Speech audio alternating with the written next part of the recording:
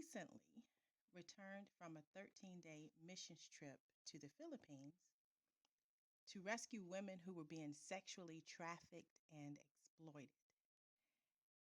Every single time I go on a mission trip, I see more of God.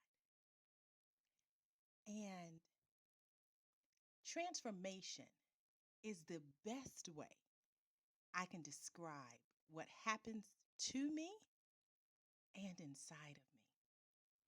I always walk away with a sense that the mission was as much about drawing me closer to God as it is about impacting nations and communities.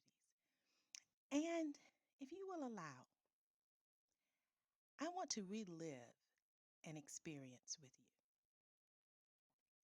you. And here is my invitation to you. My invitation is that you hear my story with your ears, but you listen to my story with your spiritual eyes.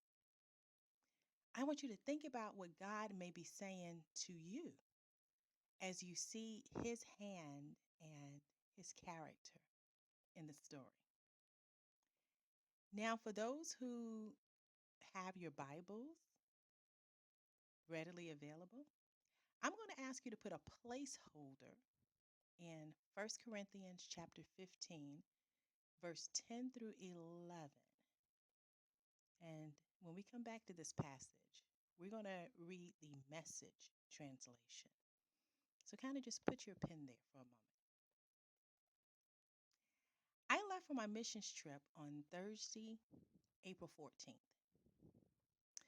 3 weeks, well, 19 days to be exact, before I left, my father unexpectedly passed. I am and will always be a daddy's girl. Daddy was my first love and he was my hero. I said my final goodbye to Daddy on Monday, April 3rd. The next morning, God gave me this amazing gift. He gave me a God perspective.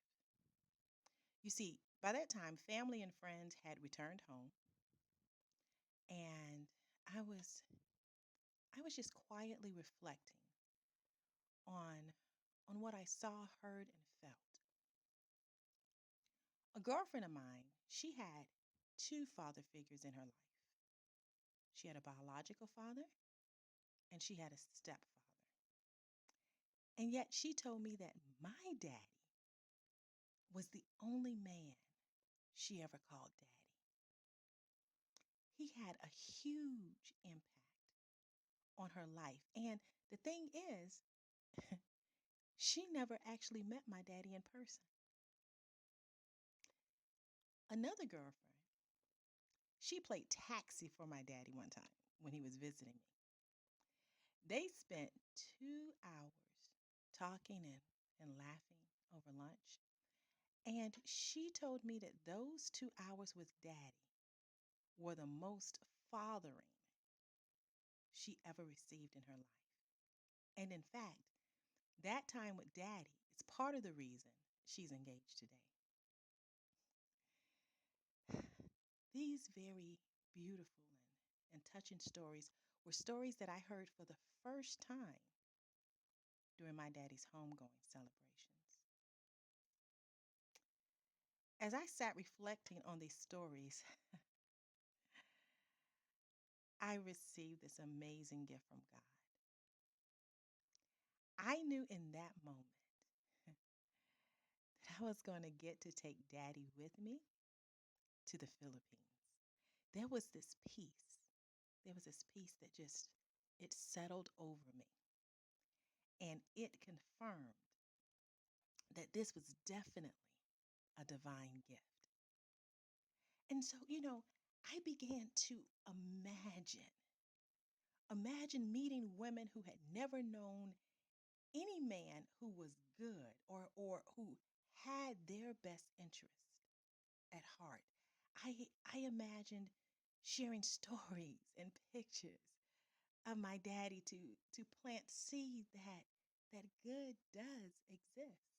Oh man, I was tearfully ecstatic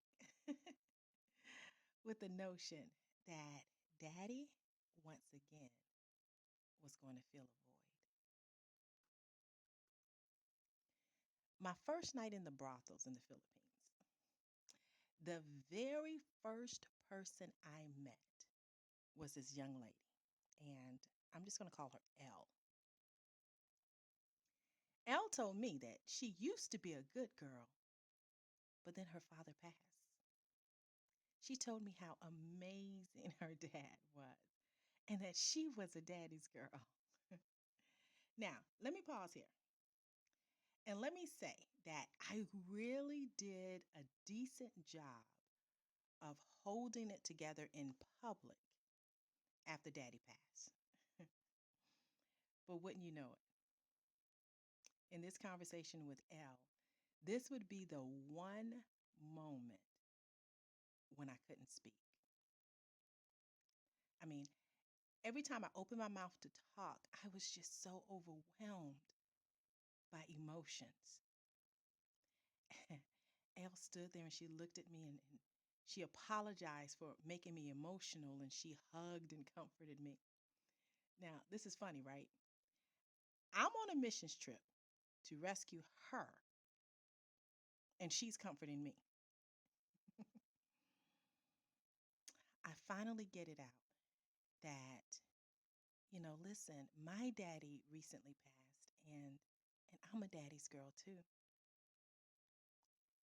Elle kind of tilted her head and she looked at me and she told me to tell her more about why we were there in the brothels. She made the decision on the spot to go to the safe house and to take her 2-year-old daughter with her. Now, let me pause. Let me pause here. My story may hit and trigger different emotions in people, depending on your story. And it's so easy to make this story about my loss, or it's so easy to make this story about daddy. Here's the deal. If you do, you miss why I became so emotional.